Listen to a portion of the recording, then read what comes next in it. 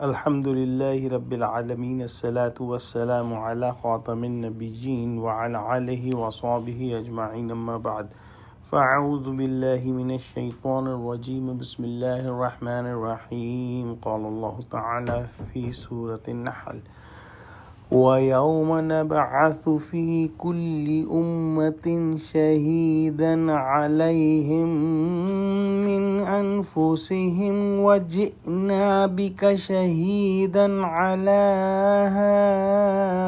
هَؤُلَاءِ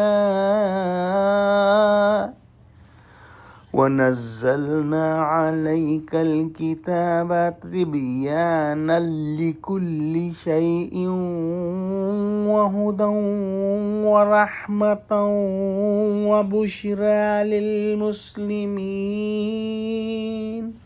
ترجمہ: اور اس دن کو یاد کرو جس دن ہم ہر امت میں سے خود ان پر گواہ کھڑے کریں گے، اور اے پیغمبر تم کو ان لوگوں پر گواہ لائیں گے، اور ہم نے تم پر ایسی کتاب نازل کی ہے کہ اس میں ہر چیز کا بیان مفصل ہے، اور مسلمانوں کے لیے ہدایت اور رحمت اور بشارت ہے۔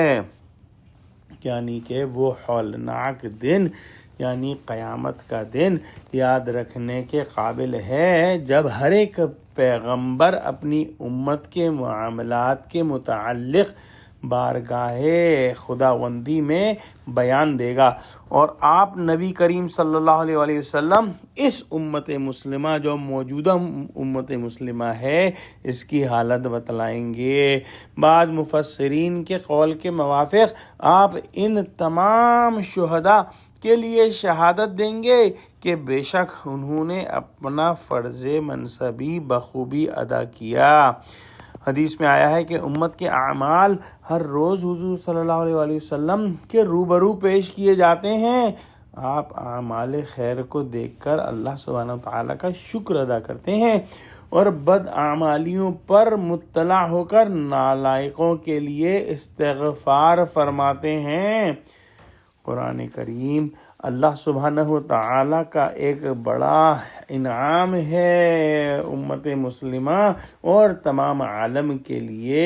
قرآن کریم میں تمام علوم ہدایت اور اصول دین اور فلاح دارین سے متعلق ضروری امور کا نہایت مکمل اور واضح بیان ہے۔ اس میں قیامت کے یہ واقعات بھی آ گئے جن کا اوپر ذکر ہوا۔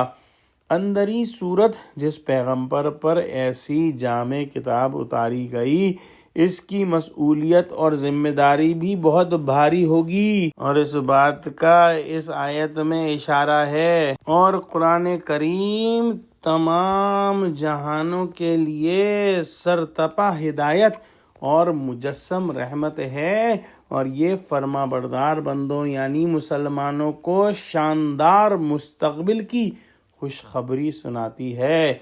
دعا کرتے ہیں کہ اللہ سبحانہ وتعالی ہم کو قرآن کا فہم عطا فرما۔ یا اللہ ہم کو سچے مخلص مسلمانوں میں شامل فرما رہے۔ اللہ مسلمانوں کو متحد کر، مسلمانوں کی مدد فرما، آمین۔ وآخر دعوانا الحمد للہ رب العالمین۔ السلام علیکم ورحمۃ اللہ وبرکاتہ۔